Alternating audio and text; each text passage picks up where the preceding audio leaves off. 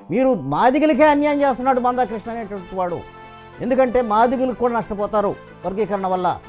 వర్గీకరణ ఒక్క అంశమే కాదు, దీనిలో బోల్డ్ అంత ఉంది సుప్రీంకోర్టు జడ్జిమెంట్లో.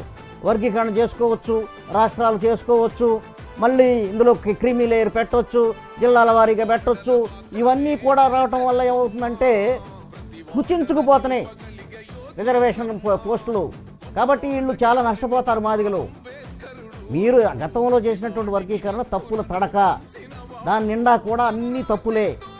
తప్పుడు సమాచారంతో, తప్పుడు విధానంతో వర్గీకరణ చేసి అది సుప్రీంకోర్టులో తప్పని కొట్టివేయబడింది. కాబట్టి దాన్ని ఆధారంగా చేసుకుని మళ్ళీ చేయడానికి ఎట్టి పరిస్థితుల్లో వీల్లేదు. అసలు వర్గీకరణ చేయడానికే వీల్లేదు, రాజ్యాంగం ఒప్పుకోవటం లేదు. రాజ్యాంగంలో ఏ రకంగానూ అపార్ట్మెంట్ ఆఫ్ ది ఎగ్జిస్టింగ్ కోటాని డిస్టర్బ్ చేయడానికి వీల్లేనటువంటి సిస్టమ్ ఉంది అక్కడ. కాబట్టి ఇప్పుడు 15% ప్రతి కులానికి హక్కు ఉంది ఈ 1200